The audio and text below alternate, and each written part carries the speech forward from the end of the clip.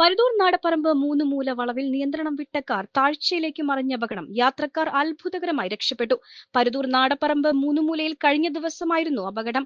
കൊപ്പം സ്വദേശികളായ രണ്ടുപേരാണ് കാറിലുണ്ടായിരുന്നത്. മൂന്നുമൂല വളവിൽ വെച്ച് നിയന്ത്രണം വിട്ട കാർ താഴ്ചയിലേക്ക് തലകീഴായി മറിയുകയായിരുന്നു. അപകടം കണ്ട് ഓടിയെത്തിയ നാട്ടുകാരാണ് യാത്രക്കാരെ പുറത്തെടുത്ത് തുടർന്ന് നടത്തിയ പരിശോധനയിൽ വാഹനത്തിന്റെ ഉള്ളിൽ നിന്ന് മദ്യക്കുപ്പികൾ കണ്ടെത്തിയതായി നാട്ടുകാർ പറയുന്നു. വിവരമറിയിച്ചതിനെ തുടർന്ന് തൃത്താല പോലീസ് സ്ഥലത്തെത്തി.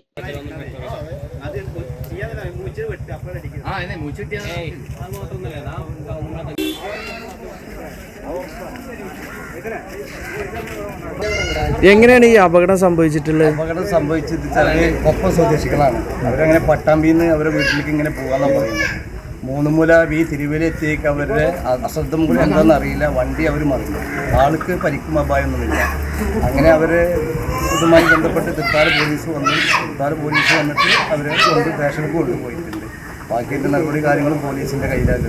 മദ്യപിച്ചിട്ടുണ്ട് ആരോപിക്കുന്നുണ്ട്, അത് ശരിയാണ്? അത് ഇവിടെ ആരോപണം എന്ന് കേട്ടു. അവരുടെ അഭിപ്രായം മദ്യപിച്ചിട്ടുണ്ടായിരുന്നു അഭിപ്രായവുമായി ബന്ധപ്പെട്ടുള്ളത്. ആൾക്ക് എന്തായാലും പരിക്കില്ല. അതാണ് സംഭവിച്ചിട്ടുള്ളത്.